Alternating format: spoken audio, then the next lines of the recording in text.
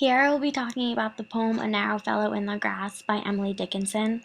For my first annotation, I had an exclamation mark and also a colon because this information was new to me, but I learned it through our class discussion. At first I was confused about the poem because I wasn't sure if it was about a worm or a snake, but after rereading and studying the lines and listening to class discussion, I realized that the poem was about a snake, and there is enough evidence to prove this. In the line, a spotted shaft is seen.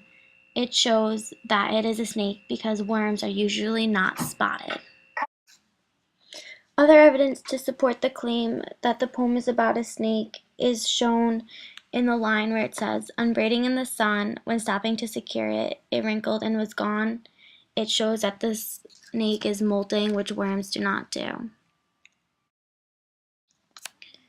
Finally, the last piece of evidence that shows the poem is about a snake is in the last two lines when it states, "without a tighter breathing and zero at the bone," which means that you cannot breathe and you are so fearful of what's before you.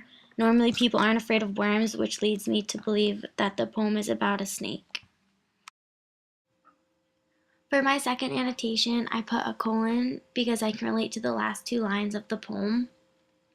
It states, "without a tighter breathing and zero at the bone."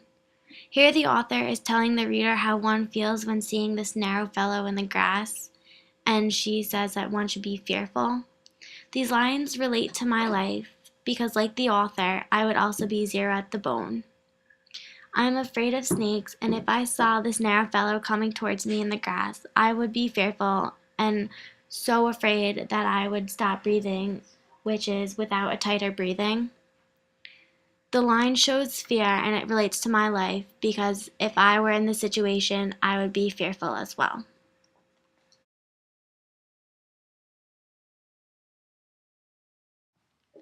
For my final annotation for this poem, I used a question mark. I was confused by the line, "occasionally rides."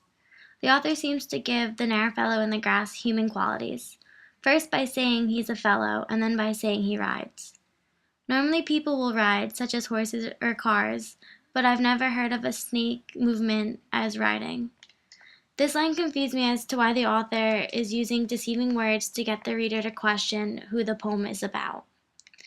But as you read on, you'll realize that she gave the snake human qualities, and in fact, the fellow is a snake and not a human.